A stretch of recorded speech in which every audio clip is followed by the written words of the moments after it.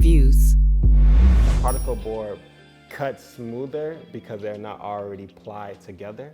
Hi, my name is Xavier Art. I'm an artist with the Desire Company, and today we're going to be reviewing particle board. What I really like about the particle board is that it comes in a couple of different sizes. I use particle board for custom coffee tables, and a lot of times the shapes are really weird and funky in a good way, and so the bigger the better. It's compressed wood. You have pine, birch, along with any other parts of the tree itself that can be used. They compress it into this board and create sheets out of them. And I prefer the particle board over the ply because with my coffee tables, I do a lot of scrolling with my jigsaw, which is making fine and unique cuts. And you can go in and really create these unique shapes and really get into the grooves of your designs or patterns really smoothly.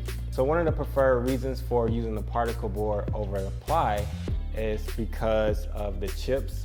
So when you're cutting into your designs with your jigsaw, a lot of times with plywood, you'll cut this really perfect line and you'll get to the very last part, and then for some reason your hand will go the wrong way and then you'll create this like ugly chip into your pattern. But with the particle board, you do get a lot of chips and flakes, but since they're already compressed pieces of particle, your chips and flakes are pretty much the pieces that you want to come off of the board. I definitely recommend this particle board to anyone who may be doing at-home woodwork at an entry level. Also, artists like myself who may be using it on an everyday purpose, or artists who may be using it on site somewhere, and I recommend it to anyone who would like to try it.